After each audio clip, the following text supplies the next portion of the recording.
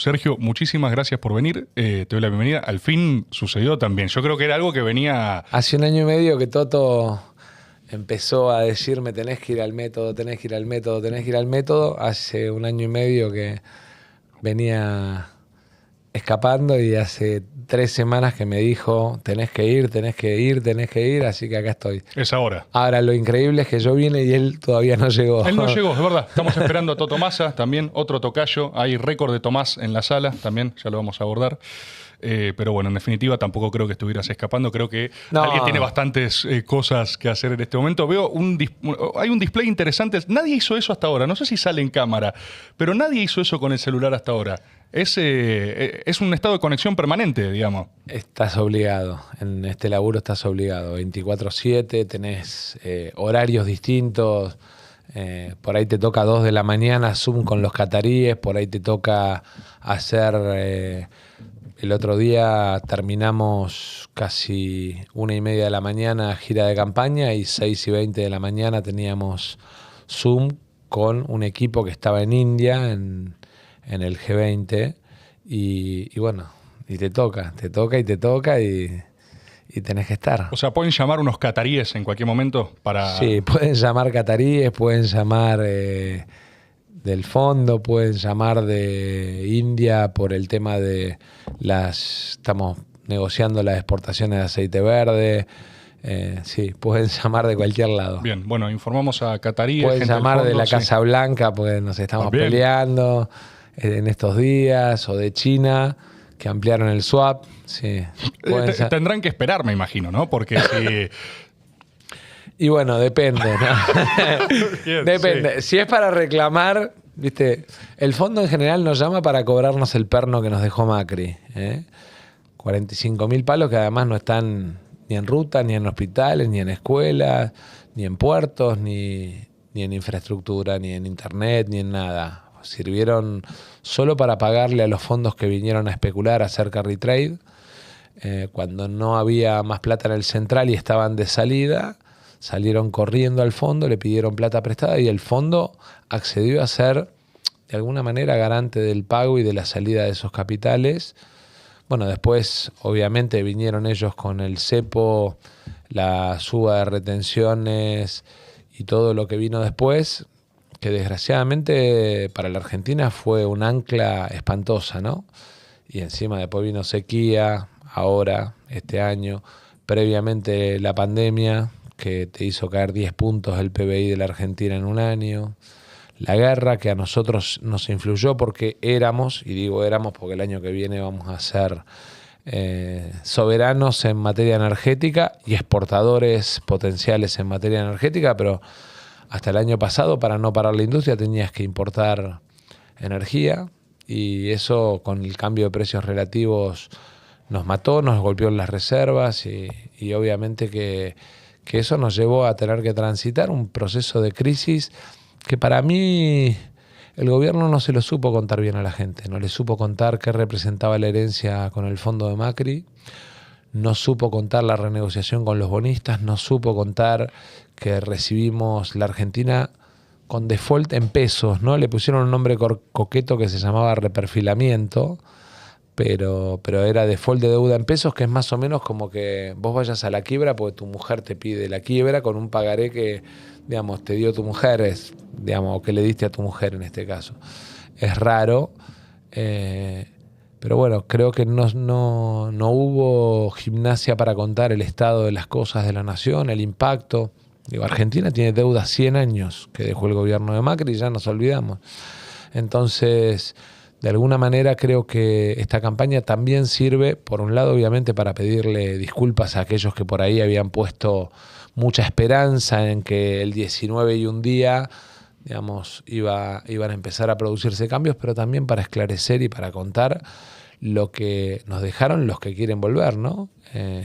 Y plantear que volver al pasado es casi suicida para la Argentina porque es ir a pedir más deuda al FMI, porque es ir a un modelo de acumulación financiera que no tiene impacto en la economía real. Perdimos en 4 años 13.000 pymes, 280.000 empleos, y me parece que este crecimiento del empleo, el crecimiento de la cantidad de pymes en la Argentina, digamos, y después cosas que hacen a la vida cotidiana de la gente y que son importantes. Las becas universitarias para los pibes. Hay 1.700.000 becas que ellos dicen que es gasto. ¿Gasto? Darle 20.000 mangos a un pibe para que vaya a la universidad, para que termine el terciario, para que termine cuarto y quinto año. No, eso es promover la movilidad social ascendente. Eso es apostar a que en la Argentina el hijo de un peón rural o de un laburante del puerto pueda soñar con ser abogado, ingeniero, presidente. Y bueno, me parece que esas son las cosas que tenemos que poner blanco sobre negro en estos 10 días. Ahí hay algo que me sirve como pie incluso. Pará, igual, antes de preguntarte esto, quiero hablar de lo de movilidad social ascendente, pero tenés como una cicatriz en la cara. Estás atacado, viniste golpeado al método. No, tengo varias muestras de exceso de cariño de los actos. Esto es de Mendoza, de un acto con jubilados que fue muy emotivo, muy caluroso, fueron muy afectuosos, ¿viste? Y en la montonera cuando salía me agarraban para la foto, para la selfie, qué sé yo, y una señora sin querer pobre estira la mano, yo justo me corro así y me iba a agarrar de acá y me queda, digamos, me raspa la nariz. Pero bueno,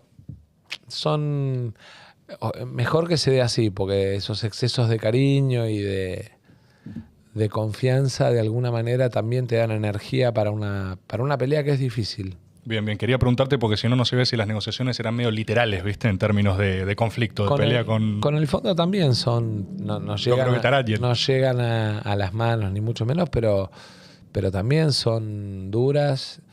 Ellos tienen una mirada muy premoldeada, ¿viste? O sea, ellos piensan la misma solución para Pakistán que para la Argentina. Y son países distintos. Argentina es el 8º país en territorio del mundo. Argentina es, digamos, en términos de recursos naturales para los próximos años, un jugador central de la economía global porque tiene los minerales que el mundo está demandando, porque tiene proteínas, que va a ser parte de la batalla de seguridad alimentaria que viene en el mundo, porque tiene energía, digamos, la segunda reserva mundial de shale gas y la cuarta de shale oil. Y eso que suena como títulos es que tenemos el gas que el mundo necesita, el petróleo que el mundo necesita como energías de transición, que somos potencialmente un país en el que los 3 hidrógenos se pueden desarrollar, el hidrógeno con origen en el gas, el hidrógeno con origen en solar, porque el norte argentino tiene de los mejores niveles de acumulación de energía solar, y el hidrógeno con energía eólica, porque la Patagonia Argentina tiene los mejores vientos para la energía eólica. Eso te pone en un lugar que si te haces valer como país, si haces valer lo que tenés, si te sentás a la mesa de una manera firme, de una manera vehemente en términos de defensa de lo tuyo, de tus recursos, te puede dar un lugar. Y creo que además saca a la Argentina de este ciclo permanente de estrechez. ¿Por qué se dan los ciclos de estrechez? Se dan básicamente porque dependemos cada 5 o 10 años de los precios internacionales de las exportaciones solo del campo. Y ahora ya no va a ser solo el campo, va a ser el campo con valor agregado, porque la ley de agroindustria nos premia mucho más el agregado de valor en las proteínas. No es lo mismo exportar una tonelada de trigo que una tonelada de fideos. Porque cuando vos exportás una tonelada de trigo, exportás $400 y un empleo. Una tonelada de harina exportás $600 y 3 empleos. Y una tonelada de fideos exportás $1.300 y 11 empleos. Entonces, Argentina tiene que ir de la exportación de trigo a la exportación de fideos. Hoy exportamos trigo e importamos fideos. Y, digamos, nuestro cambio de matriz económica es fundamental para hacernos soberanos, para acumular nuestras reservas en el Banco Central, para no depender de nadie. Esto de ellos diciendo vamos a volver a ir al fondo, a armar un blindaje, a mendigar, a seguir mendigando. Yo lo que digo es, los argentinos tenemos todo para no ser mendigos de nadie.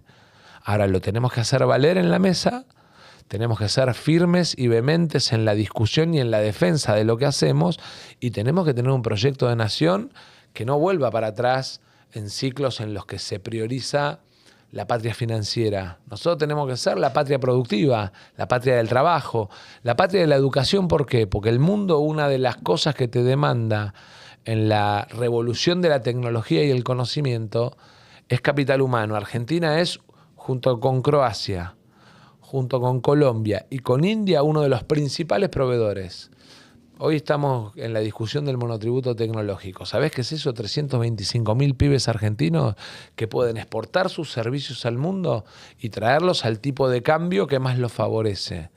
No es que se llama Monotech y que son monotributistas, que generan valor desde su casa con la compu y que hoy, digamos, la tienen que dejar en Uruguay y que queremos que la traigan a la Argentina. O peor, se la traen en una motito por un cable que se la giran. Me parece que hay cosas que tenemos que resolver que tienen que ver con la nueva realidad, pero que además nos ponen en la batalla mundial en un lugar absolutamente distinto. Yo te digo la verdad, creo que lo mejor que podemos hacer es tener un proyecto propio de país en términos de desarrollo, salir de la lógica de la especulación financiera como modelo de acumulación e ir a la lógica de la generación de valor como modelo de desarrollo. Y esos son los dos países que se discuten el 13 de agosto.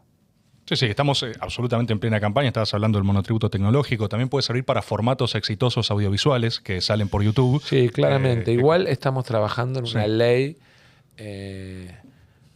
que promueve todo lo que es YouTube, OTT, con generación de valor audiovisual. Lo estamos trabajando en paralelo. Okay. No lo puedo contar ahora por la veda, pero vamos a tener una grata noticia en septiembre con ese tema. Bien, perfecto. Para todo lo que es generación de producciones audiovisuales y además para empezar a que aquellos que de alguna manera usan el talento argentino también lo paguen, ¿no? Tiene sentido. ¿Viste? YouTube tiene un montón de reproducciones en la Argentina de productos de talento argentino que se visualizan fuera de la Argentina. Ellos cobran publicidad por eso. ¿Dónde tributa? ¿Cómo le llega al que genera ese contenido? Esas son peleas que tenemos que dar y que además Europa las está dando y las está reglamentando. No tenemos que tener miedo.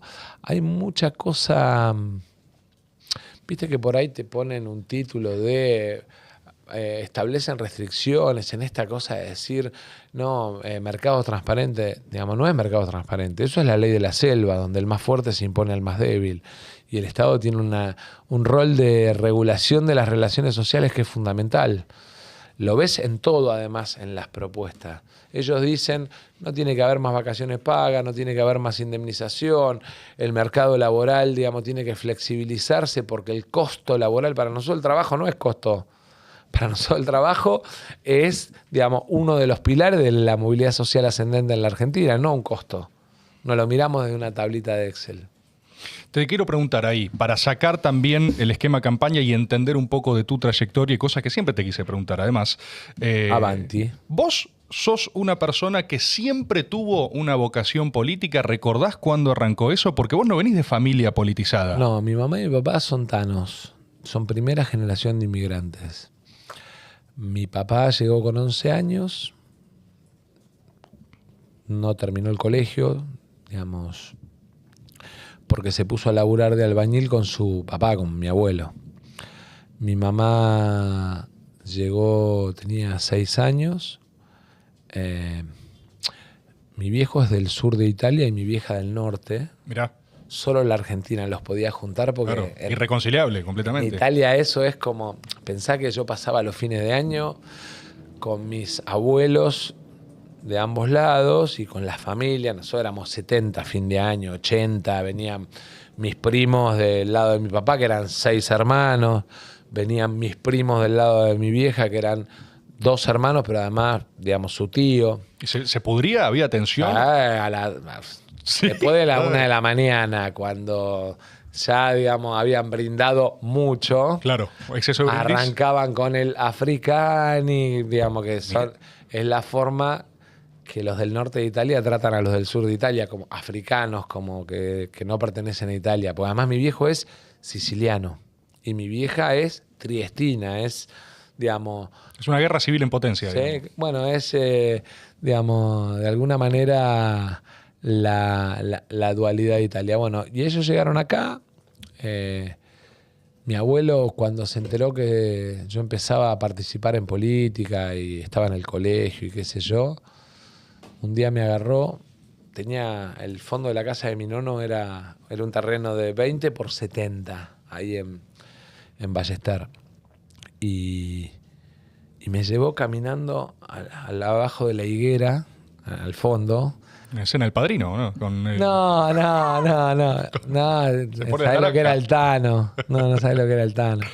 Mi nono Juan. Y me dijo, no te metas en política, la política es porca, no te metas. Digamos, tenían toda una cosa, digamos, muy de rechazo a la cosa política. Mi vieja cuenta que a los 11 años me subí a un balde e imitaba a los políticos que hablaban en los actos por televisión. Buenísimo. No tiene una explicación racional el por qué, pero se dio y me fui metiendo. Y a los 18 años, cuando llega el momento, primero había militado en el colegio, más con grupos liberales. Claro, tu primer paso es UCD, ¿no? Sí, más juventud secundaria liberal que UCD. ¿Qué era eso? A los 15 años, yo estaba en un colegio de curas. A los 18 años me afilio,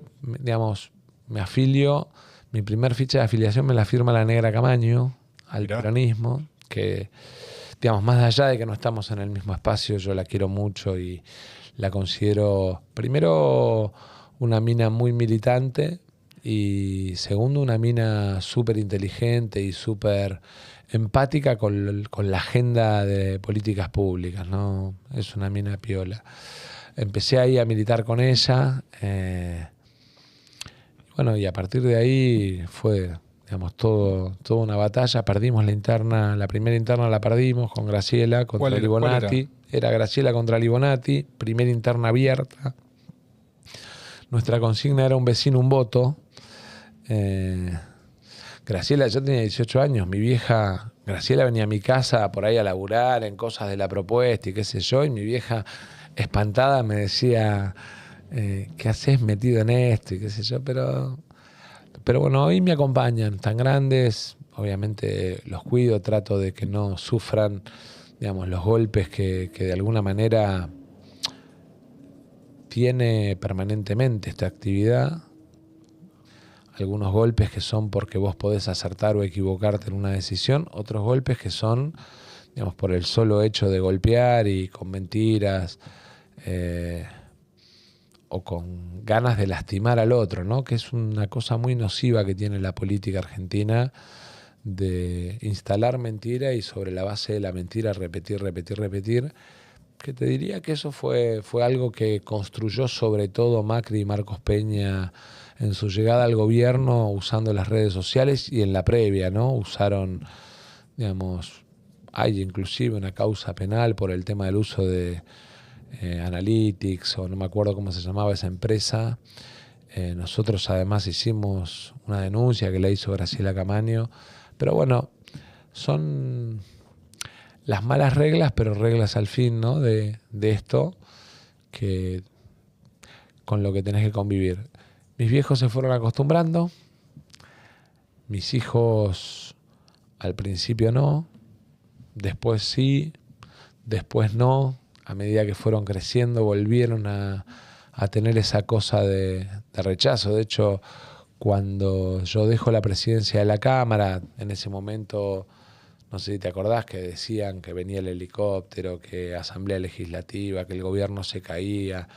Se combinaba que estaban justo armando la acusación de Cristina, la corrida que genera la salida de Guzmán y el hecho de que Guzmán, digamos, haya hecho un bypass con dólares prestados para justificar o para maquillar las reservas, digamos, del cierre del 30 de junio, con toda una situación político-económica compleja.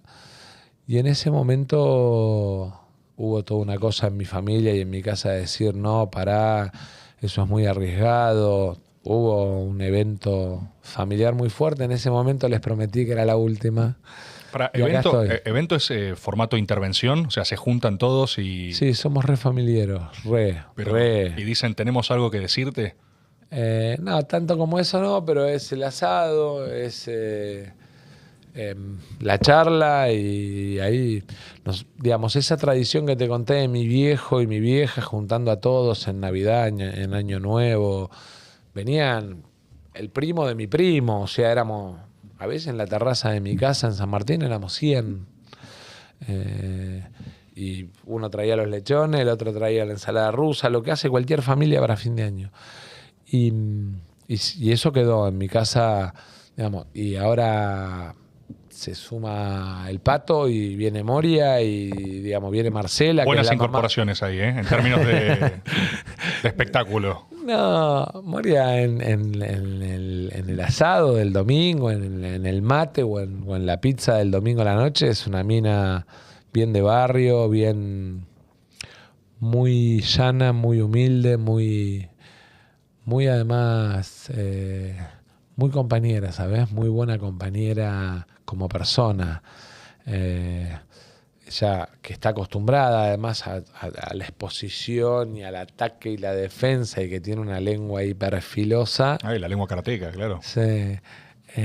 Viene todo el tiempo y me dice, me agarra y entonces me hace así, me dice, te estoy envaselinando todo el cuerpo para que te rebote todo, no le des bola a nadie.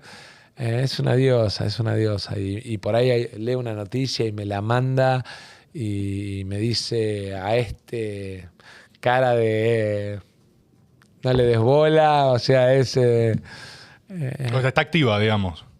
es muy compañera, muy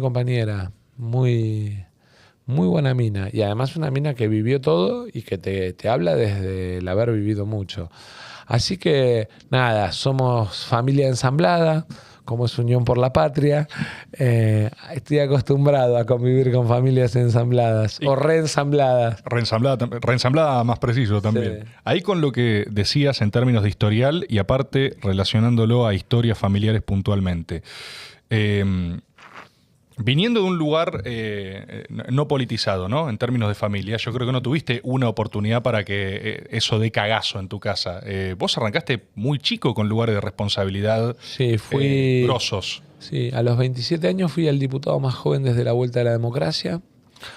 Y eso, igual ahí hay un tramo, porque vos tenés 18 con Graciela. Con Graciela, sigo laburando con Graciela hasta los 23, 24. En los 23, 24, que es año 96, Ok. Yo soy clase 72, empiezo a laburar, digamos, charlo con Graciela, le cuento, después de que perdemos la interna en el 95, en el 96 le cuento que había un grupo, gente que por ahí no es tan conocida, pero por ahí a alguno le suena, Pablo Fondevila y otra gente, que estaba laburando lo de la candidatura de Palito. Claro. Y yo conocí a una persona que ya falleció, que fue también muy importante en mi vida porque era de esos tipos que apostaba a los pendejos que veía valiosos, ¿viste? Que se llamaba Ezequiel Oliva, el negro Oliva de Vicente López. Y bueno, y empecé a meterme con Pablo, con lo de Palito, digamos, lo junté a Pablo con el negro Oliva, qué sé yo, después a mi suegra Marcela la junté con Palito, y a partir de ahí empezamos como a armar lo de Palito contra Duhalde. Bueno, después finalmente se unificaron las fórmulas. ¿Cómo fue esa campaña, Palito Ortega? Fue muy interesante ver cómo la gente, digamos, tenía un enorme cariño por un tipo que, digamos, en términos de popularidad, él había dejado de ser gobernador de Tucumán, en términos de popularidad como artista, lograba enhebrar, creo que hoy todavía, porque vos haces un show de Palito en el Luna Park y se llena. Palito, un tipo que a lo largo de su vida construyó un vínculo con la gente desde lo cultural, desde lo artístico, que le generaba un ida y vuelta con la gente interesante. Yo vi en una caravana a una mujer, digamos, sacarse y tirarle la ropa interior, digamos, al camión de la caravana, sí. sea, era Digamos. rockstar y candidato a la vez, digamos. Sí, una cosa, digamos, muy, muy, muy particular. Pero, bueno, ahí fue todo un periodo. En el medio, además, yo, digamos, terminé la facultad, laburé un tiempo con mi viejo, previo, ¿no? Empecé a laburar a los 16 años, en el verano de los 15 a los 16. ¿Qué hiciste? ¿Qué hacías con tu viejo? Mi viejo tenía una pyme de construcción y los viernes hay una cosa que ya no existe más. Después me tocó cambiarla a mí desde el ANSES. Mirá. Entraba en un trabajo con Gerardo Martínez y con Marta Pujadas. Había una cosa que era la libreta celeste de los trabajadores de la construcción, que era donde se le iba acumulando en la cuenta, era como una libreta de ahorro del sistema de desempleo. Después lo cambiamos por la tarjeta constructor cuando yo llegué a ANSES. Cuando me viene a ver Gerardo con Marta Pujadas en ese momento para plantearme que querían hacer un cambio, le digo, mira, mi primer laburo fue ese. Después hice otras cosas. Digamos, fui profe de Colonia de vacaciones en el Tiro Federal. Buenísimo. Fuiste profe de Colonia. Sí, de Colonia de vacaciones, sí. Actividades. Ahí tenés que dar juegos. Sí, Tenés claro. Bien. La pasé re bien. Bien. Re bien. Y además juntaba, digamos, laburaba entre que terminaba el colegio y los primeros días de enero, juntaba mi guita y me iba en enero con mis viejos si se iban, si no con mis abuelos que tenían un departamento en Mar del Plata y con mi primo Ariel que nos íbamos y nos quedábamos hasta que alcanzaba la guita. Claro. Y lo mismo después con mis compañeros de colegio, con Chipi, con Pepe. Hacíamos lo mismo y, digamos, a veces fue en la Colonia, siempre, digamos, tratando de hacer alguna cosa con mi viejo y después viajes de egresados. Fui coordinador. No, ¿en serio? ¿Fuiste coordinador de viajes egresados? Y me pasó una cosa muy loca. Yo era director de ANSES, empiezo en enero del 2002. Tenía 29 años. Claro, sub-30 director de ANSES. Sí. ¿No? Muy chico. Muy chico. Venía además con los jubilados que tenían el cronograma de pagos un mes atrasado. Veníamos de la crisis de la Rúa, donde Patricia Bullrich les recorta el 13% y les atrasa el calendario de pago.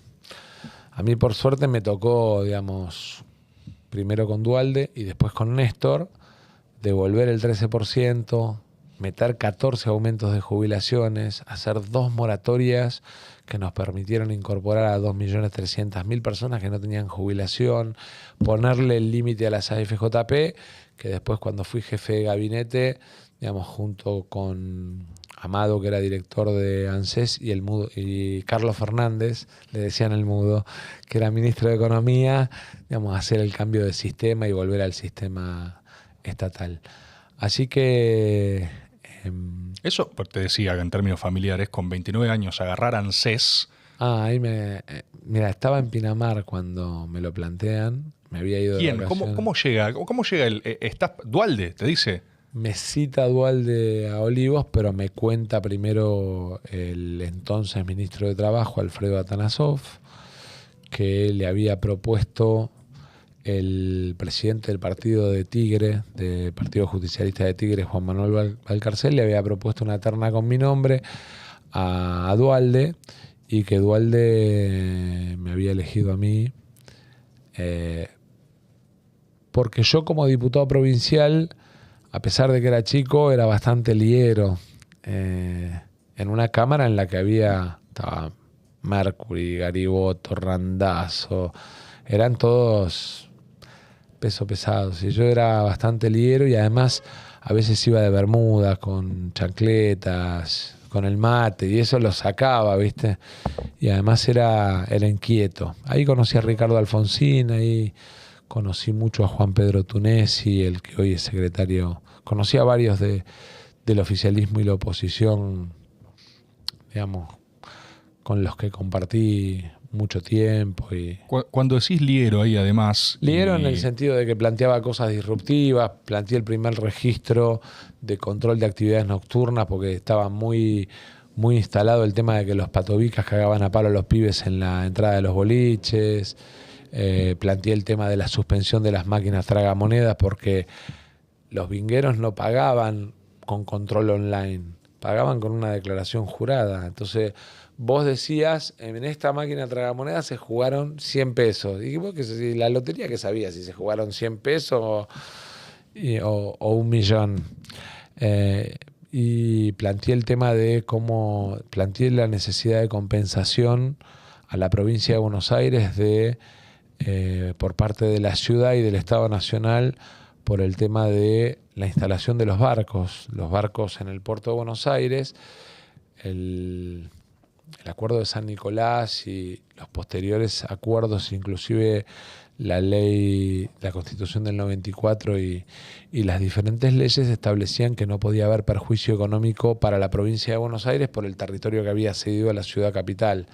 Entonces planteé varias cosas en ese sentido que de alguna manera a Duhalde le llamaron la atención. Yo ya lo había conocido a Duhalde en la campaña.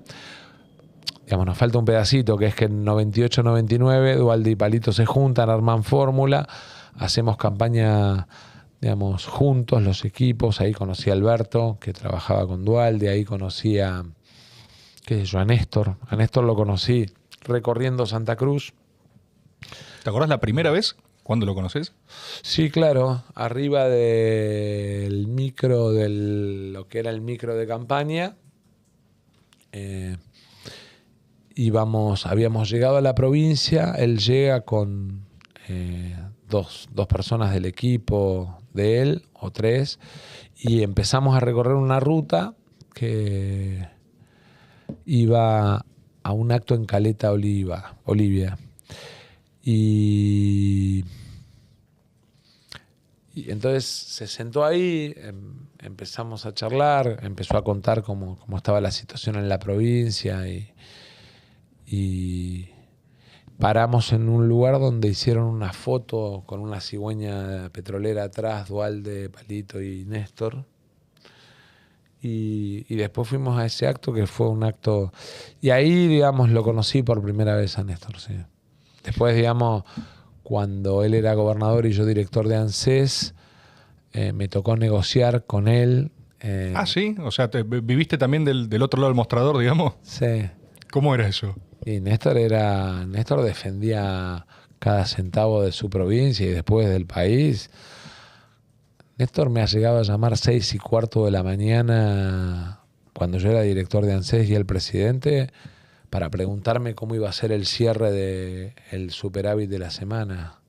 O sea, era un tipo hiper riguroso en la gestión, hiper exigente, te miraba los resultados. Mi primera reunión, yo tenía armado un tablero de control, que ahora lo tengo en economía para otros temas, que en una hojita de 2 carillas me permitía ver todos los días los números que más me importaban ver. Y en mi primera reunión con Néstor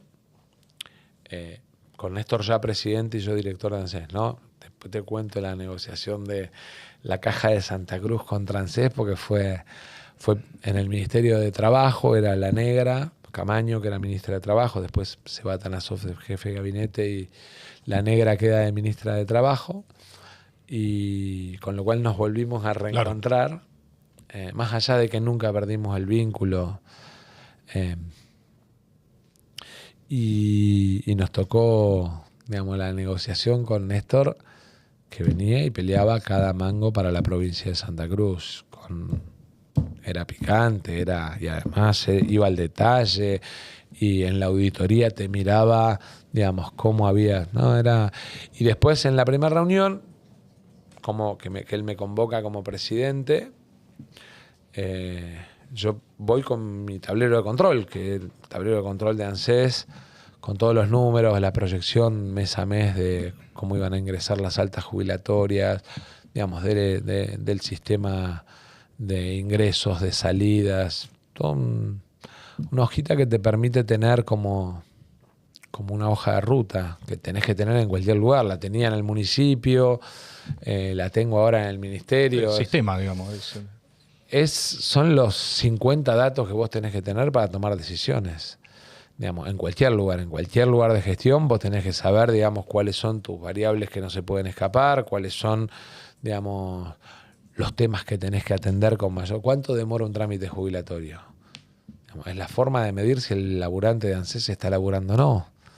Cuando vos mirás el promedio y le mirás unidad por unidad de gestión o oficina por oficina, quién rompe el promedio, estás viendo quién está laburando mucho y quién no está laburando. Bueno, así después lo armamos para los centros de salud en Tigre, para todo el sistema de monitoreo de cámaras, tiempo de respuesta de los móviles de seguridad municipal, y así tenemos que hacerlo en cada una de las áreas de gobierno, porque que el Estado actúe con eficiencia es bueno para el ciudadano, porque de alguna manera le da sentido a porque paga impuestos, ¿no? Y en la primera reunión voy con el tablero de control y me lo agarra. Me dice, ¿qué es esto? Le digo, bueno, no, es el tablero de control. Y me dice, ¿y esto qué es? Le digo, no, la proyección de altas jubilatorias para todo el año. Y esto no, esto es cuánto nos van a pedir las empresas para el sistema de asignaciones familiares. En aquel momento, las asignaciones familiares, que hoy las paga directamente a la cuenta del trabajador el Estado, todavía era, las empresas le pagaban al trabajador, entre comillas, muchas no lo pagaban, se daban vuelta y le pedían el reintegro al Estado.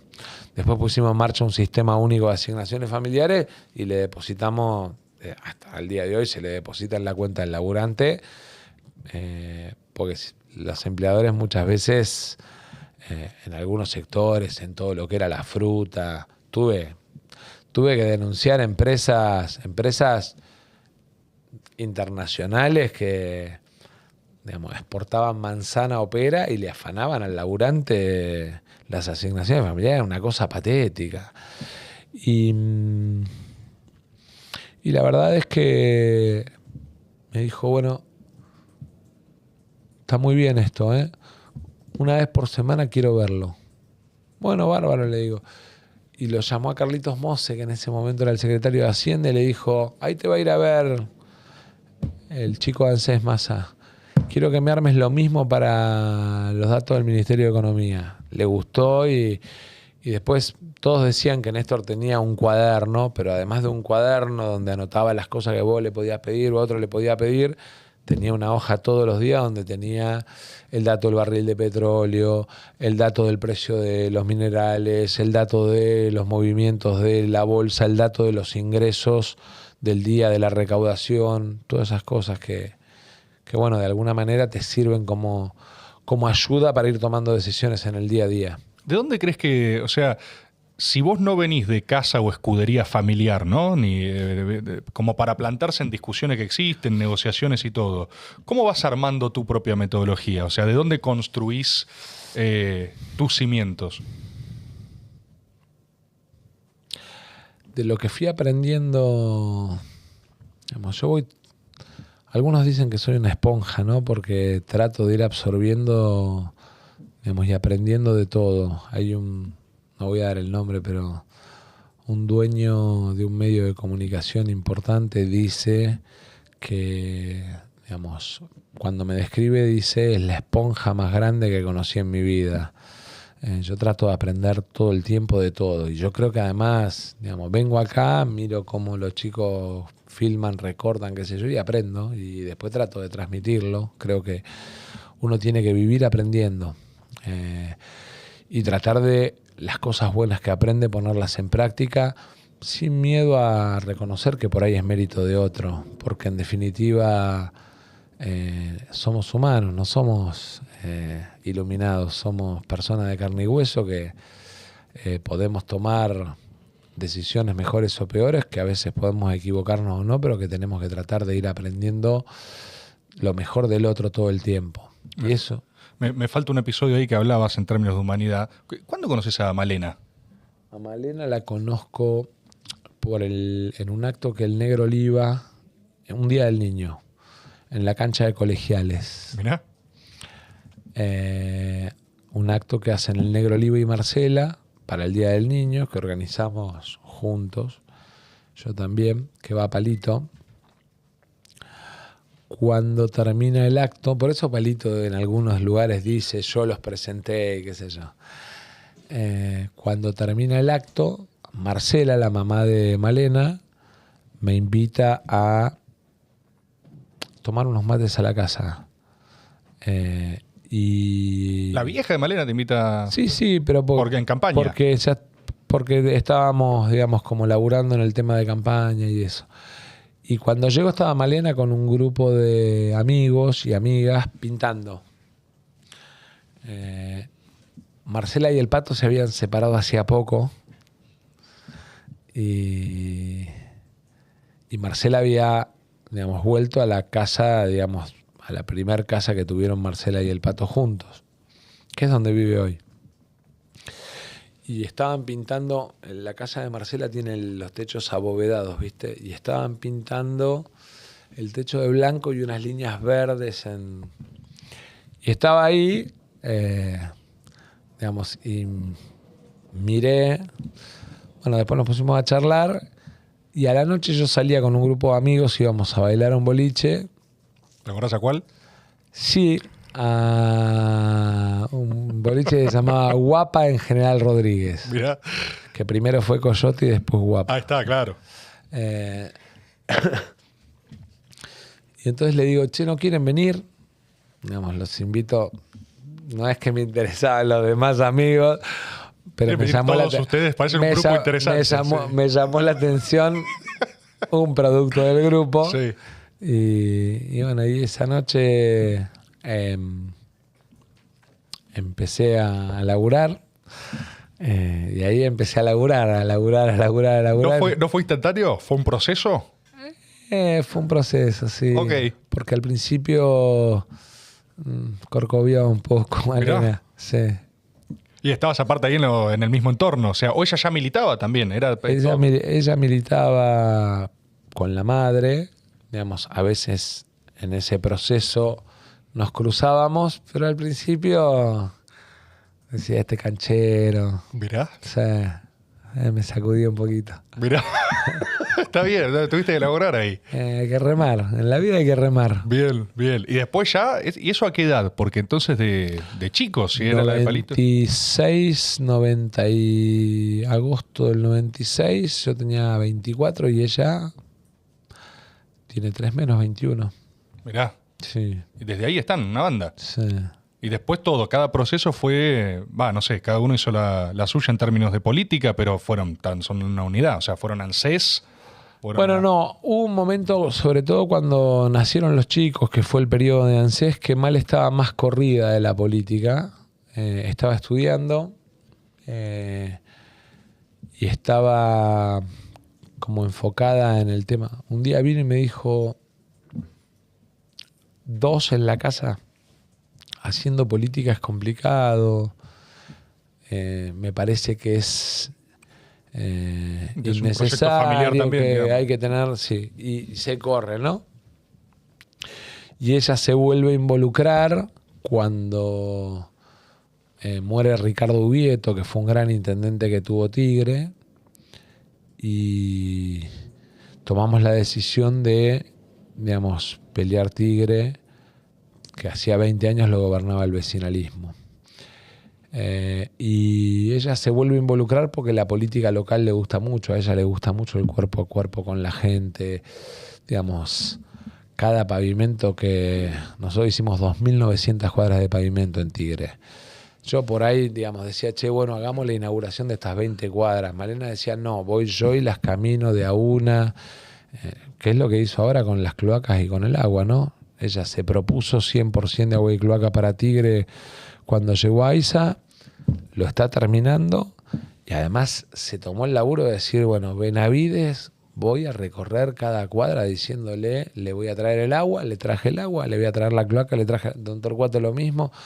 Digamos, tiene una cosa, ama el cuerpo a cuerpo diario con la gente, digamos, fue secretaria de Salud, de Acción Social, de Vivienda, hizo todo el tema de el sistema educativo con computadoras para los pibes en Tigre. Cuando pensar en ponerle internet y compu a los colegios en el año 2009 era una quimera y le gusta mucho. Ahí estás de lleno gestión Tigre, pero antes hay todo un periodo que es efectivamente ANSES, que ese es el de... ahí es gestión de Néstor, ¿no? De lleno ya, el más Sí, grueso claro, fue 2003, eso. 2003-2007. Y tenés, no sé, tenés de esa primera etapa. Recién había acá unos ilustres que fueron parte de unos partidos de fútbol, decían, que se jugaban. ¿En Olivos? Sí, en Olivos. Los viernes. Los viernes. Sí. Hay quienes dicen que Néstor chicaneaba con vos diciendo que vos eras más hijo de puta que él, incluso. Él decía, él va a ganar porque él es más hijo de puta que yo. Decía, un textual que han nombrado esos partidos. No me consta ese No te textual, consta. no me consta. Yo tenía una excelente relación con Néstor, excelente. Porque además yo soy fanático de la gestión.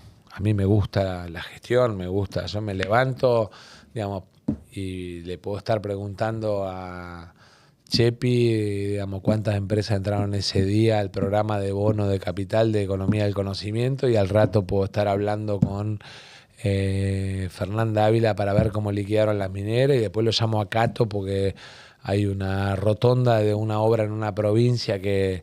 Yo soy fanático. A mí me parece que el hacer es lo que te distingue más que el hablar, ¿no? El hablar es muy fácil, pero el hacer... Y Néstor era, digamos, del hacer, de estar tiqui, tiqui, tiqui. Entonces, digamos... Obviamente lo de ANSES nos dio un vínculo, porque ANSES era la mitad del presupuesto nacional. Es enorme. Pero después, a partir de ahí, él me daba la posibilidad de opinar y de llevar ideas. Tuve una excelentísima relación. ¿Y vos cuando querés ir para candidato en Tigre? Néstor no quería. Él no quería. No, Néstor quería que fuera ministro del gobierno que empezaba de Cristina. Y yo tomo la decisión de ser candidato y Néstor se entera por la tele. ¿Ah, sí? Sí, en un acto que hacemos en el Club Glorias, que vienen Felipe, Scioli y varios, y me llama a la tarde y me dice, a la tardecita ya había terminado el acto, me dice, ¿qué hiciste? Le digo, no, bueno, largué porque faltan 20 días para los cierres, qué sé yo. No, vos tenés que ser ministro. Después tuvimos una discusión, y ahí en esa discusión, que digamos que fue en Olivos, que estaban Cristina, que estaba Máximo, Cristina y Máximo me rebancaron en la decisión ¿sí? de ser candidato a intendente, sí. ¿Qué se jugaba en esa discusión? ¿No había la posibilidad también de construir poder propio, poder territorial? No. Era porque, digamos, yo creo digamos, es feo que lo diga yo, pero entiendo que Néstor valoraba mucho mi capacidad de gestión.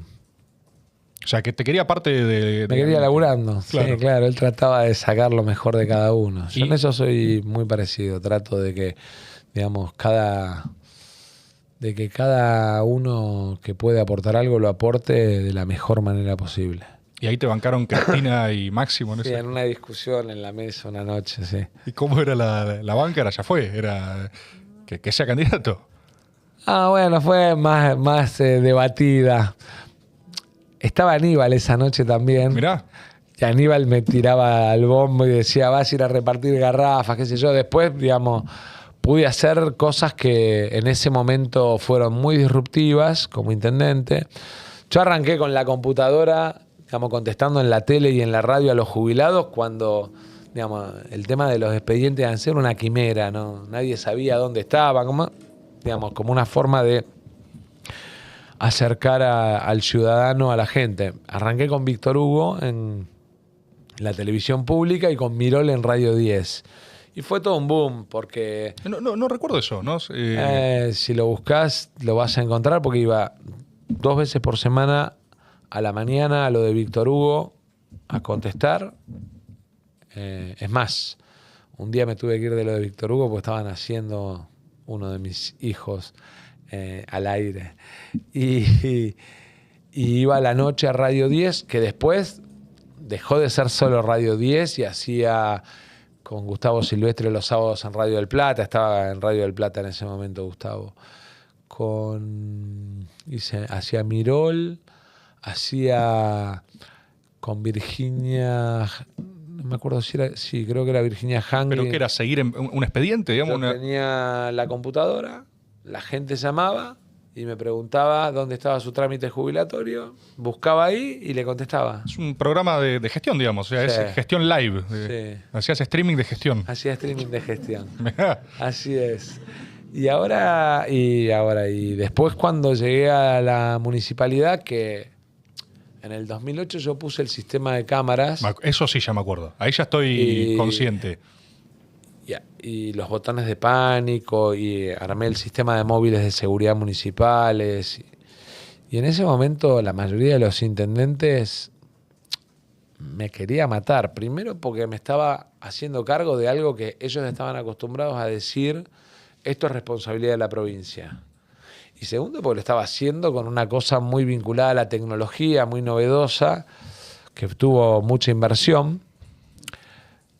Pero para que vos te des una idea,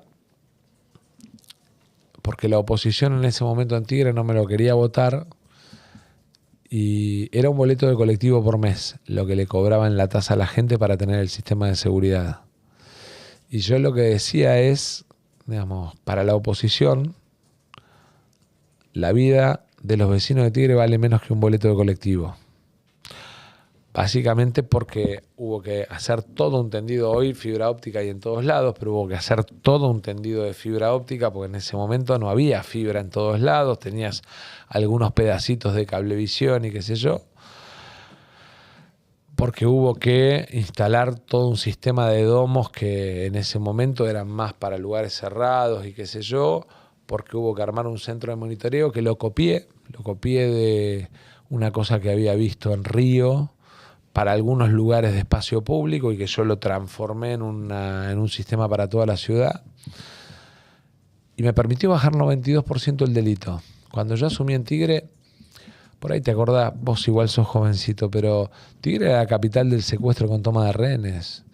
Don Torcuato era noticia una vez por semana. El caso más famoso fue Juan Vitali, porque le pegan un tiro en la pierna en el secuestro con toma de rehenes, pero, digamos, después vino el caso Ramaro, que un comisario aparece mostrándolo, digamos, abrazado al padre como gesto para que lo liberen. Había toda una zona que para mí era una zona liberada de la bonaerense y la denuncié en ese momento.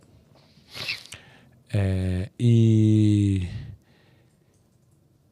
tuve que cambiar en una de las zonas, talar Quinta, 11 comisarios, porque era la zona más picante. Pero bueno, digamos, bajamos 92% del delito. Digamos, el número que se usa para medir eso como impacto es robo automotor, porque es el que nadie deja de denunciar. Digamos, a vos te roban el coche, ya sea por la responsabilidad patrimonial o porque querés cobrar el seguro, pero vas y haces la denuncia. Claro. Así que hicimos un laburo muy grande y que quedó muy marcado y que después muchos fueron repitiendo. Hoy San Fernando tiene la estadística mucho mejor que Tigre porque sostuvieron el sistema, lo mejoraron. Y el otro día le decía a Malena, porque estábamos en Don Torcuato, habíamos ido a la casa de unos amigos y no se veía el móvil, viste, circulando, y le decía, tenés que volver al esquema, si sos intendenta, tenés que volver al esquema que controla satelitalmente que se cumpla el recorrido de la cuadrícula con el sistema de alarma, porque, digamos, tener un móvil de seguridad, pero que el tipo esté durmiendo estacionado en la estación de servicio es lo mismo que no tenerlo. Ahí ya estamos entrando de lleno al periodo. A mí me interesa mucho esto porque me parece que uno también es su recorrido, ¿no? Y vos has asumido posiciones, creo que si hay una constante, son posiciones fuertes, o sea, en un sentido o en otro. En el medio, sí. Dejo la intendencia para ser jefe de gabinete. Tenés razón, antes se viene jefatura de gabinete, que es en pleno, otro quilombo, pleno 125, es Alberto, Lustó. Alberto, Lustó y Javier Urquiza. Primero se va Javier Urquiza. Después se va a Lustó, que es el autor de la 125. Y después se va Alberto cuando termina. Y esa mañana yo estaba... Eso también es cabecear una granada igual. O sea, sí. en intervención familiar no hubo ahí. No. Eso fue más... yo estaba habíamos decidido arreglar la casa porque ya teníamos los 2 chicos y teníamos una sola habitación para los 2 y era medio... Estamos un cuarto más. Ese era el problema. Exactamente. Yo era intendente, estaba tranquilo, había puesto el sistema de seguridad en marcha, estaba haciendo el Camino de los Remeros. Hoy, digamos, el Camino de los Remeros para la gente es algo re común, pero en ese momento estaba abriendo la Liniers a doble mano para hacer todo el Camino de los Remeros, que es una de las obras que siento orgullo de haber hecho, pues le cambió, digamos, la matriz de desarrollo a Tigre junto con la Ruta 27 que también me tocó hacer en Suerte. Y estaba una mañana, te cuento, en calzoncillo y remera. Como estábamos en obra, como estábamos en obra, habíamos alquilado una casa enfrente de mi casa, en otro barrio, y tenía prendida la radio yo, estaba tomando mate y 9 en punto de la mañana escucho, o 9 menos 10 de la mañana, estaba escuchando Radio 10, escucho un último momento, renunció Alberto Fernández. Viste, me vino a la cabeza, qué lío. A los 10 minutos me suena el teléfono, el secretario de Cristina me dice, te paso con la doctora, qué sé yo. Hola Cristina, ¿cómo te va? Bien, bien. ¿Cómo estás? Le digo yo. Bueno, bien, me dice, ¿te podés venir para Olivos? Sí, le digo, te voy a decir la verdad, digamos, el tiempo de inicio del trabajo del intendente es un poco más tarde, digamos, me tengo que bañar, cambiar. Me dice, bueno, venite lo más rápido que puedas.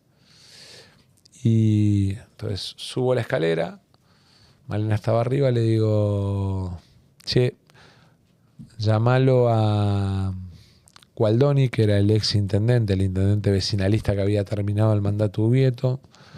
Llamalo a Zamora, que era el primer concejal. Citalos en la municipalidad porque me parece que algo va a pasar. Es ahora. Y me parece que algo va a pasar. Yo pensé, el flaco Randazzo era ministro de Interior. Ah, mira, es verdad, me había olvidado. Y entonces pensé que iban a poner al flaco Randazzo de jefe de gabinete y me iban a proponer ser ministro de Interior, y iba con eso en la cabeza, digamos, que podía ser o que podía haber algún otro movimiento. ¿Vos ahí tenías 30 y...? 5, 34. Fui el más joven de la democracia como jefe de gabinete también. Fui el más joven como director de ANSES, fui el más joven como intendente de Tigre, fui el más joven diputado desde la vuelta de la democracia provincial. Y año 2008 tenía 36. Y llego y Cristina me dice, bueno, ¿te habrás enterado de lo que pasó? Sí, le digo, lo escuché por la radio. Me dice, me gustaría que fueras mi jefe de gabinete. Tuvimos una charla. Después vino Néstor. Mantuvimos una charla los tres. Y así lo único que le dije fue que sea solo por un año hasta la elección, porque soy intendente electo, porque, digamos, tengo un compromiso con los vecinos, y bueno, así fue. ¿Cómo arranca entonces? Sí, eso es periodo full jefe de gabinete, gestión tuya también, con la edad que decías, ¿y fuiste un año? Un año, 11 meses y 20 y pico de días, sí. Y después ya es ¿cuándo es el momento, el quiebre, el momento ruptura? En el 2013 decís vos. Sí. En el 2000 nosotros habíamos armado un grupo, después de que dejó la jefatura de gabinete, habíamos armado un grupo de intendentes. El grupo de los 8. Que fue primero el grupo de los 8 y después fue el grupo de los 20, ¿no? Porque fue creciendo. Fumaron. Sí, porque fue creciendo. Y en el 2013 nosotros estábamos planteando la PASO. Yo ahí lo que tenía era... En el 2011 yo ya había planteado mis diferencias con Daniel como gobernador, que centralmente estaban puestas en el manejo de la seguridad en la provincia. Tuve una mirada distinta a cómo debía hacerse, básicamente porque yo creo en las policías locales. O sea, vos tenés 3 escalones, un escalón que es el de prevención, otro que es el de seguridad y otro que es el de investigación. La investigación debe ser federal, la seguridad y la persecución del delito debe ser estadual, debe ser provincial, pero la prevención tiene que ser local porque es la policía de cercanía. Y además porque generás un control cruzado.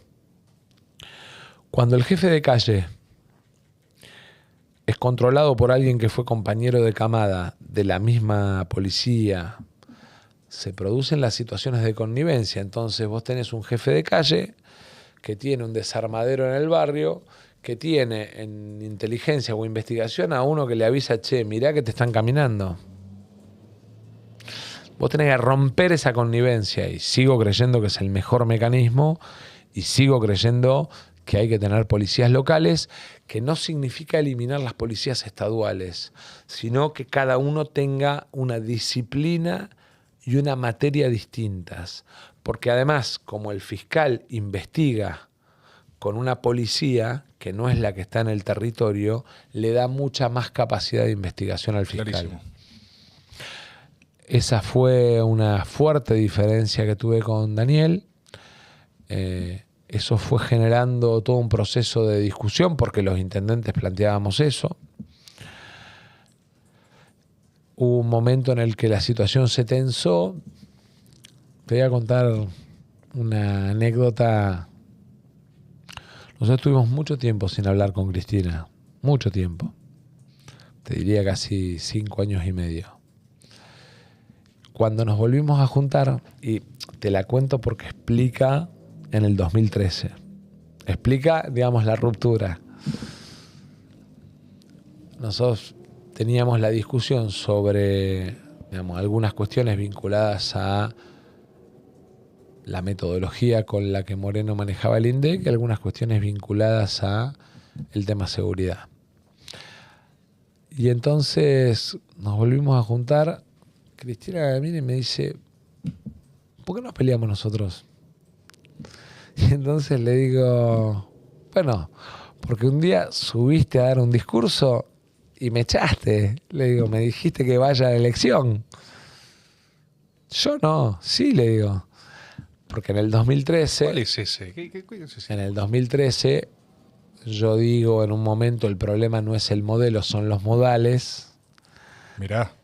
Y Cristina ese día, en un acto en José Cepaz, dice...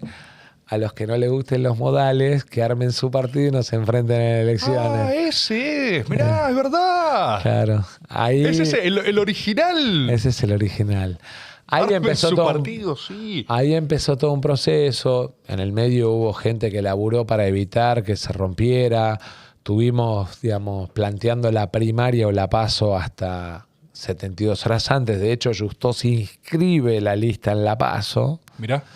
Pero después, digamos, no se dio y bueno, y pasó lo que pasó y a partir de ahí, digamos, empezaron recorridos distintos, ¿no? Yo te he escuchado alguna vez, igual acá te lo puedo preguntar directamente, pero también es cierto, o sea, no solo hay un proceso de ruptura, sino que después te va muy bien. O sea, hay un periodo donde efectivamente ese armen un partido en las elecciones, sucede. Vos en esa ruptura ganás. Sí. La recuerdo, además. Sí, sí. Y creo recordar que tenés una relectura a veces de ese periodo de como un exceso o de envalentonamiento o de que agarrás y decís fuiste demasiado a fondo. Sí, claro. De hecho, me acuerdo... equivoqué. Hay algo que me acuerdo patente que es vos llenás un estadio y decís, los voy a meter presos. Y después hablás y ahora está todo bien. Sí, ahí en realidad viste que lo que hacen es la edición de 2 frases distintas, porque yo no le tengo miedo a la corrupción, no le tengo miedo, digamos, los voy a meter presos, y juntan con la frase de Estaba la atribuido cámpora. a... Ahí, digamos, el marcospeñismo hace la edición de las 2 frases en esa cosa de destruir credibilidad, que ellos lo hicieron muy bien, muy bien. Recontra eficaz eso. Sí, ellos, digamos, hubo un momento que construyeron mucho en el tema redes, pero revisar el discurso completo, vas a ver que son 2 frases distintas. Mirá. Pero sí, llenamos la cancha de Vélez. Y la verdad es que habíamos armado una cosa muy potente, pero yo entiendo también que de alguna manera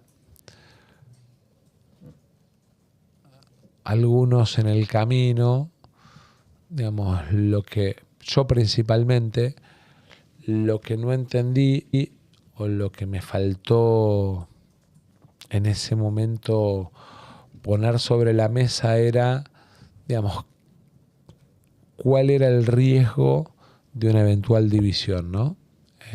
Digamos, ¿qué se ponía en riesgo?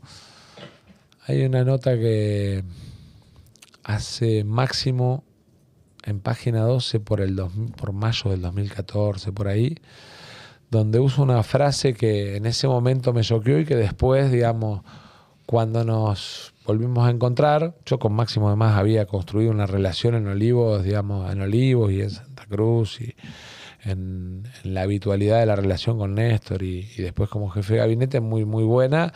Máximo ahí todavía no estaba tan involucrado en lo nacional y estaba más en lo local. Y de alguna manera le dije, dijiste esto en mayo del 2014 en página 12 y tenías razón. Sobre, digamos, cómo se había dado el proceso político, ¿no? O sea, hay archivo de notas que a mí me marcaron, sí, frases, momentos, cosas, sí. Uno, si no aprendes de los golpes y de los errores, sos un sonso. ¿Qué crees que pasó entonces? Creo que a veces la dinámica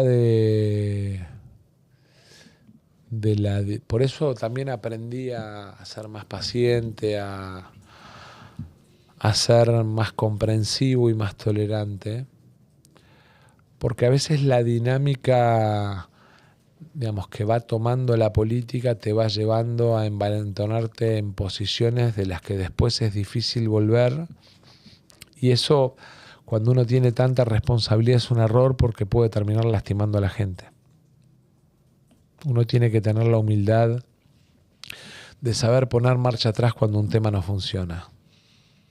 Hablaste un toque de lo que fue el reencuentro con Cristina, pero no sé si te escuché alguna vez a vos de primera mano hablar de la recomposición de eso. En el medio está el macrismo, ¿no? El gobierno al que ya has hecho referencia.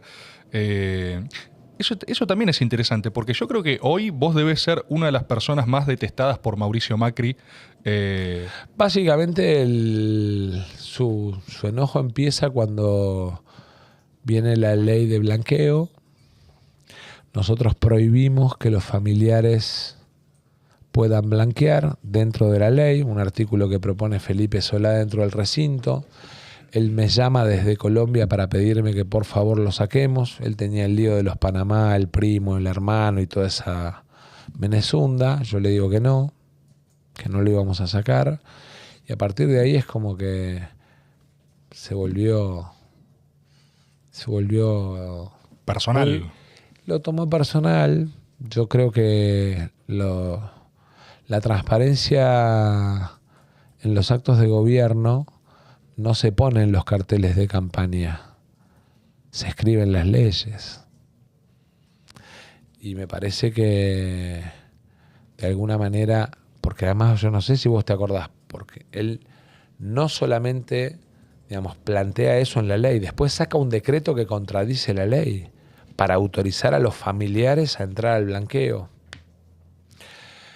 Tenían ahí un lío con Gianfranco. Te voy a contar la historia de ese artículo, porque yo la verdad es que ese artículo lo pongo por iniciativa de Axel. Mirá. Casi no lo conocía a Axel.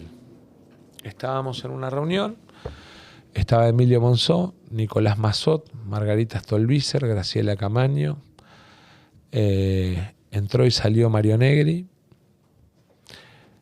Felipe Solá, José Luis Gioja, Axel Kicillof y alguien más, no me acuerdo. Éramos 9, estábamos en mi despacho en la Cámara de Diputados y Kicillof me queda sentado al lado y me dice, che, ¿vos tenés mucho compromiso con esto? No, le digo, la verdad es que creo que es bueno que tengamos mecanismos para activar repatriación de capitales. Sí, me dice, pero ojo, porque ahí hay un tema. ¿Qué es cuál? Le digo. Me dice, no, porque están usando esto para meter los familiares y armar. Entonces le digo, Felipe, armemos un artículo que prohíba lo de los familiares. Mirá la fichita Sí. infiltrada que escaló después en todo lo demás. Sí, siempre, es más, lo debo haber contado alguna vez ya, pero siempre le digo a Axel que el odio que me tiene Macri se lo debo a él. Claro, fue él. La infiltró desde el origen. Uh-huh. Y en ese proceso también en simultáneo arranca tu reconciliación, por así decirlo. Empezamos a construir una relación, después ganamos la votación de ganancias. ¿Te acordás que el Beta? Sí. Macri promete que iba a sacar el impuesto a las ganancias. Asume el gobierno y lo duplica. De hecho, él llegó con 1.200.000 laburantes pagando el impuesto a las ganancias y se va con 2.400.000, 2.600.000, no me acuerdo exactamente, con el doble.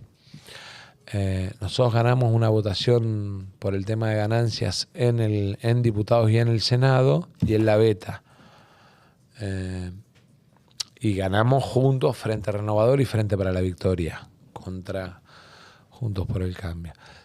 Pero bueno, en realidad lo que describe es cómo imaginaban ellos el gobierno. Digamos, cuando se da la reparación histórica, nosotros le planteamos que pusieran mucho esfuerzo en la mínima y terminan armando una cosa que hoy todavía, digamos, tiene impacto en términos de gasto contra PBI porque lo hicieron mal y que además le quitó valor al Fondo de Garantía y Sustentabilidad. No sé, yo creo que hay como dos miradas, ¿no? Una mirada de gobierno para todos y otra mirada de gobierno para algunos. Y ellos tienen esa cosa de decir, somos como un sector elegido de la sociedad que tenemos más derechos. Por eso, digamos, no quieren más universidades públicas, por eso no quieren las becas, por eso no quieren las compu para los pibes, por eso no quieren que tengamos sistema de subsidio, que tengamos una aerolínea de bandera que llegue a las provincias donde no llegan los aviones de la revolución de los aviones, que en realidad quiero decirte que la revolución de los aviones se dio ahora porque, digamos, hoy tanto JetSmart como Flybondi tienen el doble de aviones de lo que tenían en el 2019 operando en la Argentina. Obviamente, además, Aerolíneas creció en frecuencias, creció en destinos y nos permitió. Pero bueno, ellos son buenos para el marketing, son muy buenos, son creativos y además, digamos, difunden bien y tienen actores que difunden bien. En eso son buenos. Vos tenés ahora también la dificultad que no sé si no es inédito, no estoy seguro, de estar en campaña y ser ministro de Economía al mismo tiempo. Uh-huh. Quiero preguntarte por este gobierno también, ¿viste? Este gobierno yo creo que acumuló una serie de expectativas sobre sí mismo, que vos incluso al principio hablaste de un pedido de disculpas, además, dicho sea de paso, pero más que disculpa o no disculpa, me interesa también tu lectura de qué pasó, porque gubernamentalmente fue, qué sé yo, desde afuera era desconcertante por momentos, ¿viste? La división de funciones, mirá, cuando vos armás un gobierno de coalición, las coaliciones se construyen verticalmente, no transversalmente. Porque cuando son construidas transversalmente, se diluyen las responsabilidades. Si vos sos responsable de las jubilaciones, sos responsable de las jubilaciones. Y si no, no sos. Ser un poco sí y un poco no. Creo que ahí hay en la matriz de asignación de responsabilidades inicial hay un error. Creo que después, en términos de lo macro, pasaron dos cosas. La pandemia hizo que el miedo a la pérdida de trabajo nos inhabilitara la responsabilidad en la recuperación de empleo y en la recuperación de salarios, sobre todo. Esta cosa de, digamos, como como los salarios los está pagando el Estado, porque en la pandemia los pagó a través del ATP el Estado, y como lo estamos pagando sin tener crédito, lo estamos pagando con emisión, porque recordemos además que Guzmán tardó 1 año y medio en la renegociación de los bonos soberanos y con el fondo, y en el medio además pagamos intereses. Para mí, digamos, eso de alguna manera nos quitó piernas en la negociación. Y es como que perdimos un tiempo precioso en la recuperación del salario, que es uno de los grandes reclamos que tenemos por parte de quienes en el 2019, con mucha esperanza, digamos, firmaron un contrato de adhesión con nosotros.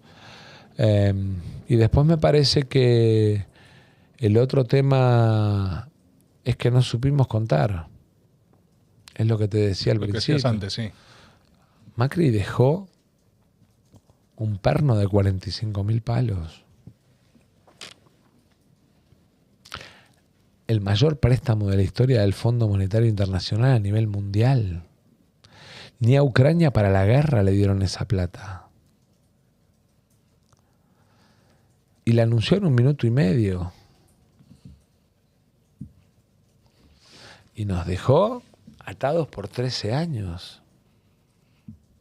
O sea, vos podrías decir, no, lo peor es que nos dejó un bono a 100 años. Ese de 5.000 palos. Nos dejó un perno a 13 años de 45.000 palos. Y encima ahora dicen, vamos a ir a pedir más plata. Yo no sé si conoces a alguien que se haya convocado. Una empresa, una pyme que se haya convocado. Pero proceso de quiebra, decís. La convocatoria, antes, que es el remedio previo en el que el juez intenta, a través de instrumentos que le da la ley, evitar la quiebra de la empresa. El acuerdo de Macri con el fondo nos dejó un síndico de nuestra economía. La verdad es que no tomar conciencia de eso. Después vino la pandemia, 10 puntos de caída del producto. Después vino la sequía, perdimos el 25% de las exportaciones. Esto como que vos planificás acá que vas a Turismo City y vas a tener 10 publicidades. Gran empresa. Sí. Y de golpe te llaman el día que arrancaste, los contrataste a ellos, todo, y te dicen, no, mira, de 10 vas a tener 7,5. Y vos decís, no, pero pará, porque yo calculé el gasto de... bueno, tenés que empezar a administrar las importaciones, tenés que empezar a administrar los pagos. Y además que la sociedad no sienta en el nivel de actividad la crisis. Es una tarea súper difícil, que además combinada con la tarea de ser candidato es súper agotadora, pero me parece que vale la pena primero porque nosotros le tenemos que devolver la esperanza a aquellos que en el 19 nos votaron y sintieron que no nos alcanzó, porque le tenemos que devolver la confianza a aquellos que todos los días invierten y generan trabajo en la Argentina, porque tenemos la responsabilidad de cuidar cosas, de cuidar las becas de los pibes, como te decía antes, de cuidar el derecho a la notebook, de cuidar al Estado invirtiendo en Internet para que haya de alguna manera red de fibra en todos lados, de cuidar la tasa subsidiada en los créditos para pyme y monotributistas, porque eso es aumentar la capacidad instalada de producción y generar más trabajo en la Argentina. Me parece que nosotros tenemos la responsabilidad de cuidar todo eso, de cuidar el programa de medicamentos de los jubilados. Digamos, estos tipos dicen libremente, vamos a cortar el programa de medicamentos. Es el 20% de la canasta del jubilado el programa de medicamentos. Y dicen libremente que lo van a cortar. Ya recortaron el 13 alguna vez, con lo cual no es que no son capaces de hacerlo. Ya cambiaron la fórmula una vez. Me parece que eso nos pone frente a una responsabilidad enorme que la tenemos que cumplir y que yo la tengo que cumplir con alegría y con mucho esfuerzo. ¿Cómo ¿Cómo se compatibiliza o cómo administras incluso la observación? Yo lo que veo frente a los resultados también gubernamentales que hay, vos asumís igual en un momento concreto, ¿no? Obviamente. Sí. Pero existe como esta cosa de decir, lo que no se puede no hablar en la Argentina es de inflación, ¿viste? Sí, Venimos con un claramente. acumulado inflacionario que es... Absolutamente. Y te diría que caída de ingreso o pérdida de poder adquisitivo más inflación son el desafío más importante que tenemos para los próximos 12 meses. Ahora, vos para hablar de inflación tenés que mirar el estado de tus reservas, porque la credibilidad de tu moneda depende de cuánto tenés para respaldarla.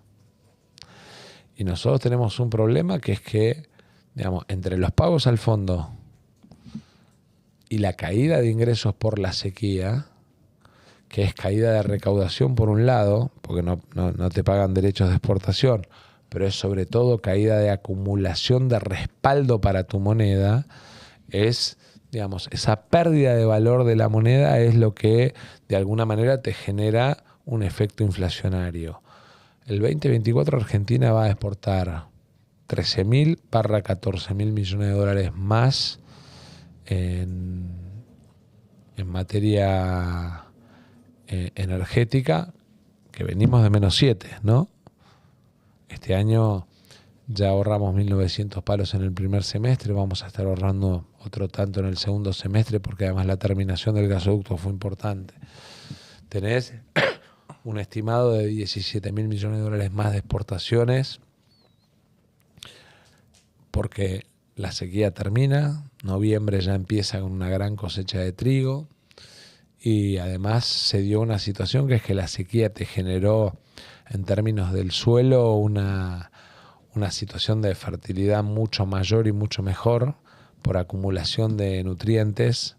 Básicamente es el impacto positivo de la sequía. Bueno, no sabía que existía eso. Sí. Ese post-sequía hay...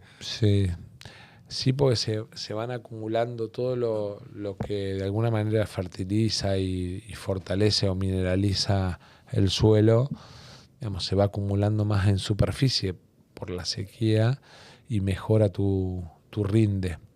Y después vas a tener un crecimiento grande porque entran en marcha José María y Tacataca, que son dos emprendimientos mineros que son enormes en la Argentina. Así que vas a tener en minería más, digamos, lo que son el crecimiento de los proyectos de litio, vas a tener un crecimiento también de 8 o 9 mil millones de dólares respecto a este año. Eso te va a fortalecer mucho tus reservas y te va a mejorar dos cosas. Digamos, el valor de tu moneda básicamente te va a servir para bajar la inflación, pero además el acceso al crédito de la gente, porque el otro gran problema es que la pérdida de credibilidad de tu moneda te genera también la pérdida de credibilidad en largo plazo para tener crédito. Así que me parece que en ese sentido el año que viene va a ser mucho mejor en lo que es digamos, el proceso macro relacionado con la inflación.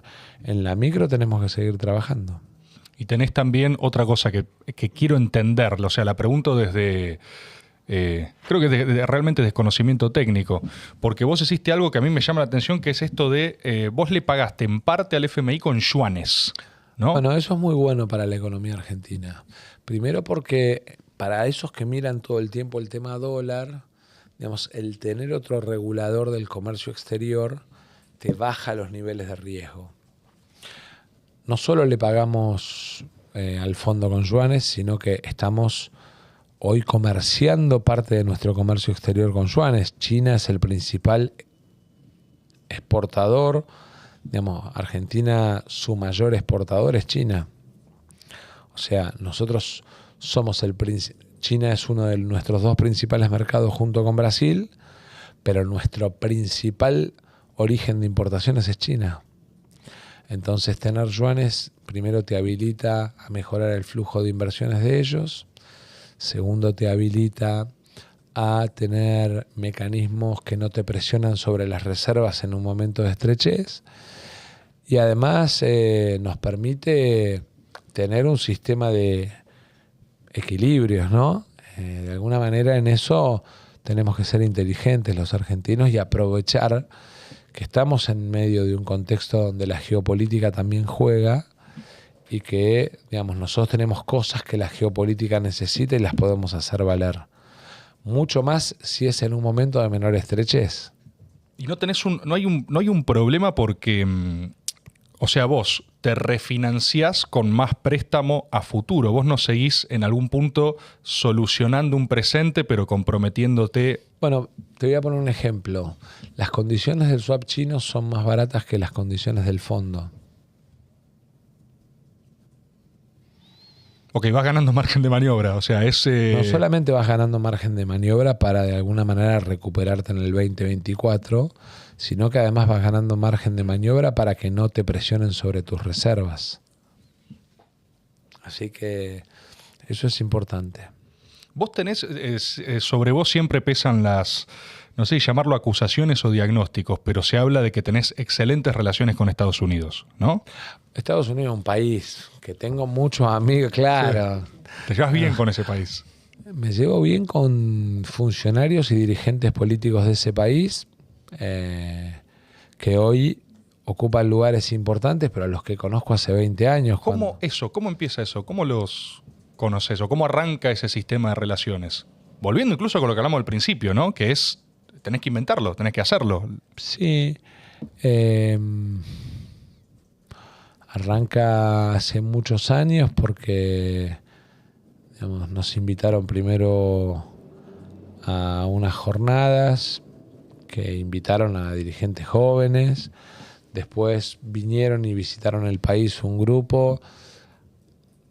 Hubo un momento en el que alguien que después fue importante, Dan Restrepo, digamos, fue importante en el gobierno de Obama, establece vínculo con nosotros. En el equipo de Dan, Juan González y Ricardo Zúñiga eran colaboradores de Dan, y ahí los conozco. Y después un día fuimos a ver un partido de fútbol a la cancha de Tigre, pues los invité a ver fútbol y a comer un asado y nada, y así. Y a Bob Menéndez lo conocí porque me lo presentó, digamos, gente del estado de Florida, porque nosotros estábamos viendo el tema de tratamiento de agua cuando yo era intendente de Tigre, por el tema de los canales del Delta y sobre todo la pista de remo, que no queríamos que fuera la mugre que era y que ahora volvió a ser, y queríamos que tuviera, digamos, la posibilidad. Yo pude hacer un preolímpico en un momento, la había recuperado, después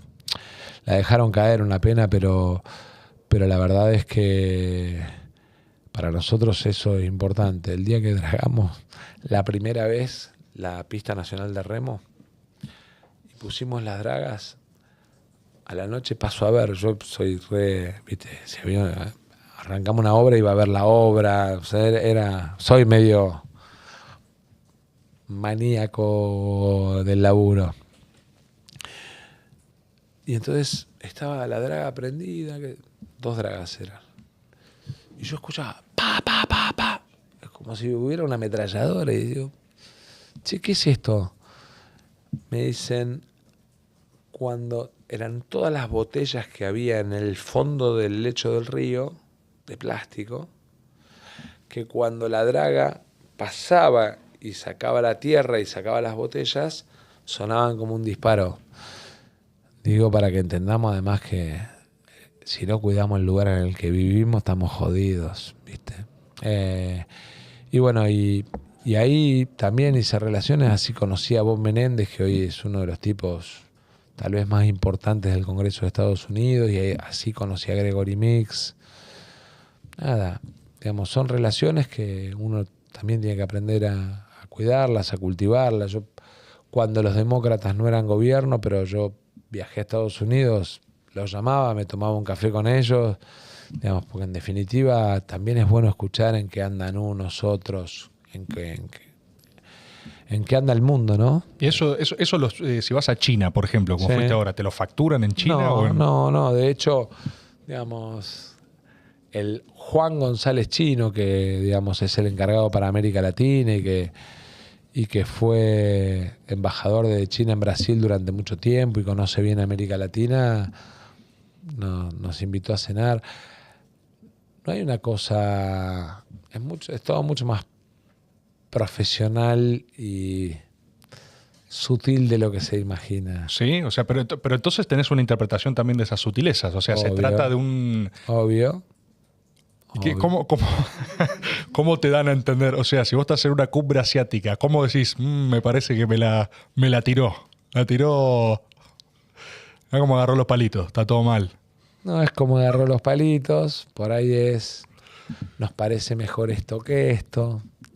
Es un sistema de sugerencias. Es un sistema de sugerencias. Y, En el que además vos podés o prestar mucha atención, o cuando querés cuidar tu autonomía como país, prestar poca atención y decir a nosotros nos parece esto, ¿no? claro, qué increíblemente concreta forma de negociación de soberanía es eso, pero es así. O sea, te hacen una sugerencia y vos decís, no, yo la veo más por otro lado. Y ahí no te dicen, bueno, voy a tener que invadirte, digamos. Entonces, porque... Ya no invaden. No. Ya no. Estamos en otro tiempo del mundo. Hoy la guerra es comercial.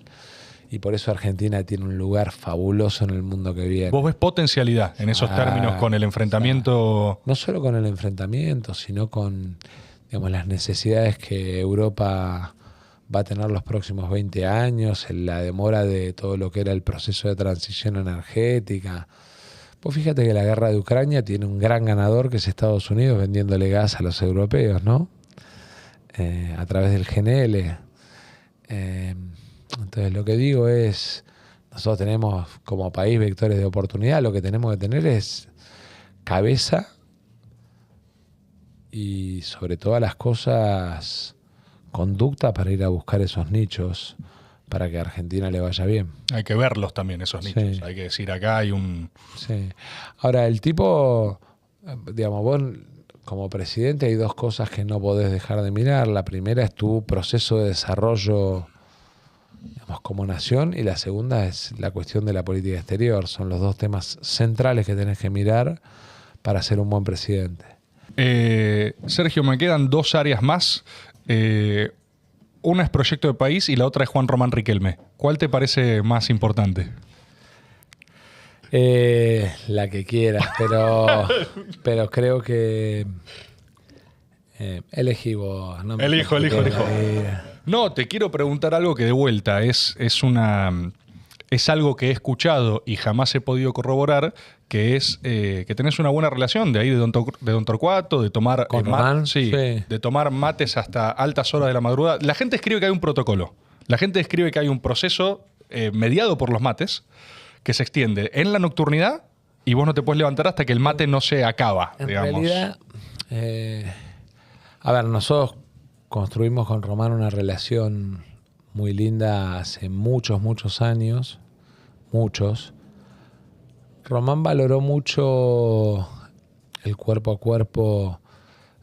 A ver, Román tiene todo lo que tiene a nivel internacional y a nivel personal, pero él sigue muy comprometido con su barrio, con su historia. Y él valoró muchas de las cosas que hicimos en su barrio. Y cuando yo construí 16 polideportivos, uno muy cerquita del barrio donde él nació, y que para los pibitos que podían ir a la pileta gratis, a tener un profe y todo eso, digamos, era un cambio en su vida, porque después del colegio tenían un lugar para no estar en la calle. ¿Viste? Yo creo que es re importante que los pibes tengan un lugar de contención donde de alguna manera no queden expensas o tirados en la calle.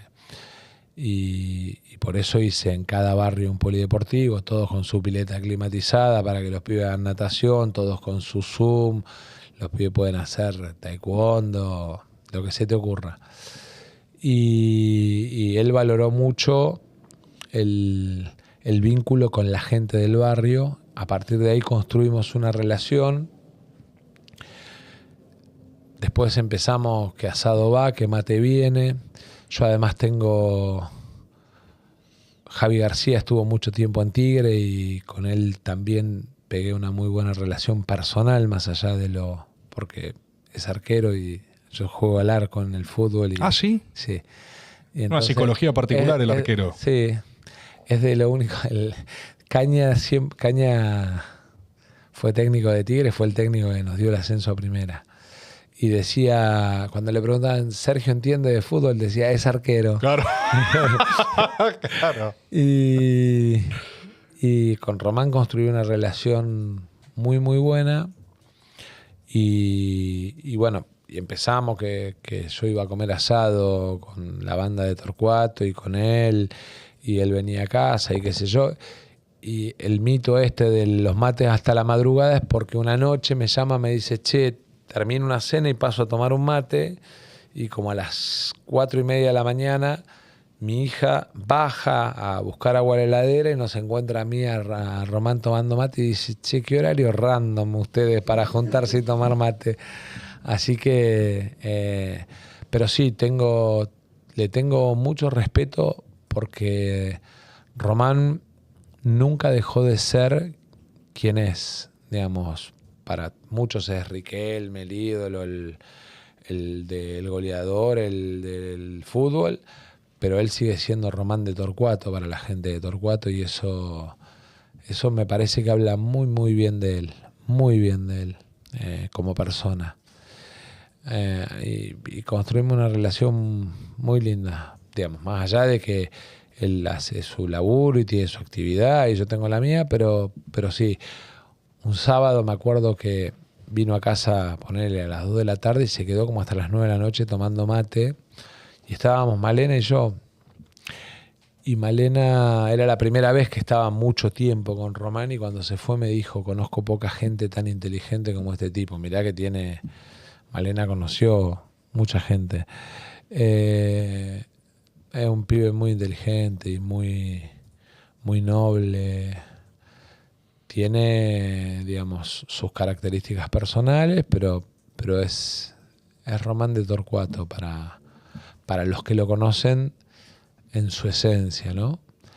Después, obviamente, sabe que vive en un mundo en el que hay arribistas, los que se acercan, todo eso lo tiene muy, muy claro, y lo tiene claro de chiquito.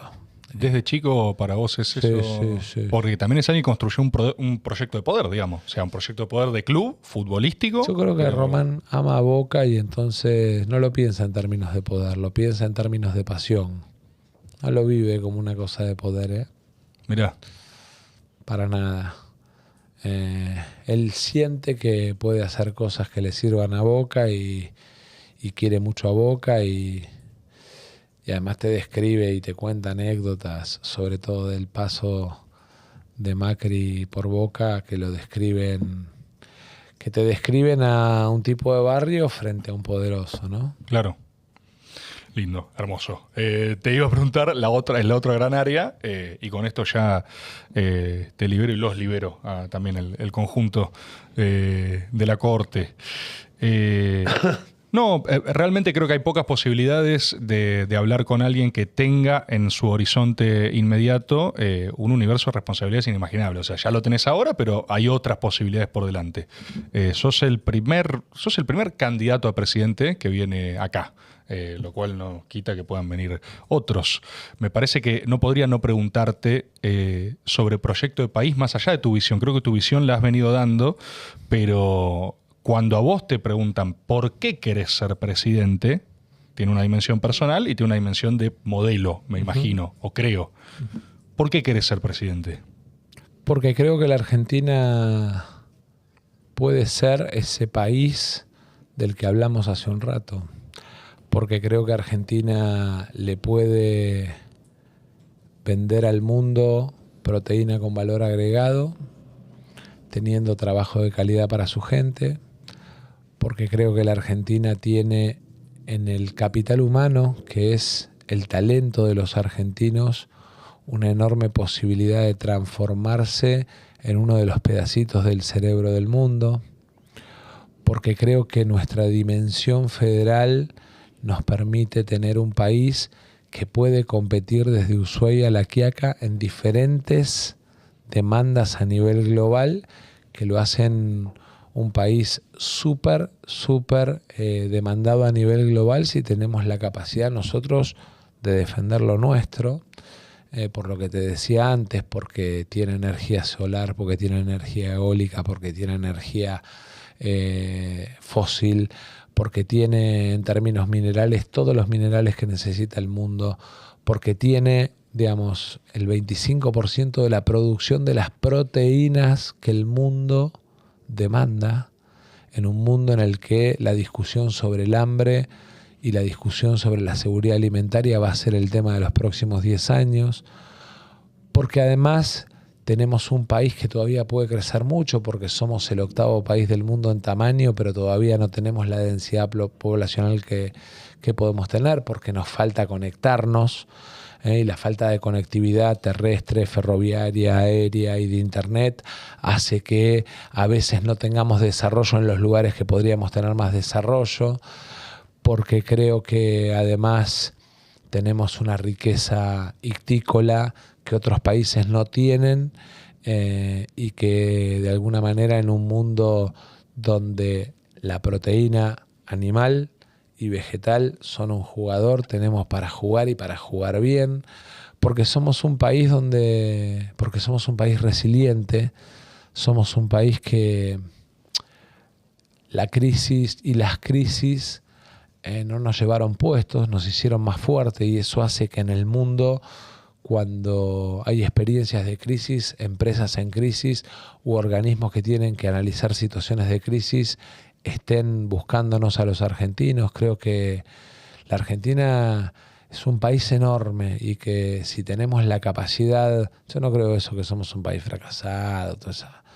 En todo caso, lo que tenemos que tener es la capacidad de elegir 20 años, recorrer un camino de desarrollo industrial, de generación de trabajo formal, de ponerle mucha guita a la educación, porque en la educación está nuestro futuro, en un mundo en el que la inteligencia artificial va a requerir que haya quienes piensen para darle contenido a todo lo que viene en el cambio en el mundo del trabajo, porque somos un país que tiene mucho recurso y que lo tenemos que transformar en riqueza que derrame en nuestra gente y no que se acumule en 4 vivos. Y con el escenario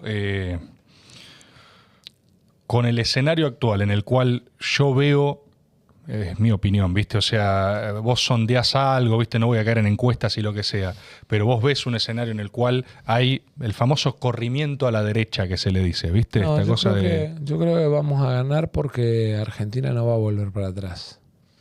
Argentina de la crisis va a salir para adelante, como sale siempre, como salió después del 2001.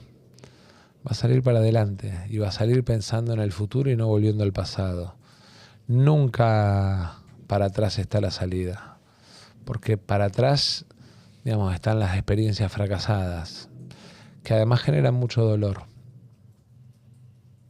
Perfecto. Bueno, Sergio, por mi parte, estamos bien. Te agradezco por haber venido acá. Gracias a ustedes y le agradezco a Tomás, que me insistió 1 año y medio para que venga, porque la verdad la pasé muy bien. ¿La pasaste bien? Sí, y me permite contar cosas que a veces no tenés la oportunidad de contar, cuando no tenés tiempo, cuando...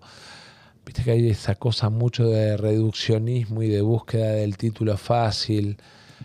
Así que... ahí está jodiendo Tomás. ¿Qué haría sin vos? Hace 18 años que me lo pregunto. ¿Qué haría sin vos? Pero bueno, la verdad es que gracias por la oportunidad. Te voy a dejar de regalo. Estos, en teoría, somos Malena y yo. Ah, mirá, eso estábamos observando antes. Es para apoyar el celular y para que puedas estar online vos también cuando haces el programa. Buenísimo, agradezco. Lo único que vas a tener que convivir con Malena y conmigo mientras haces el programa. Perfecto. Es una presencia entonces que estará omnipresente acá.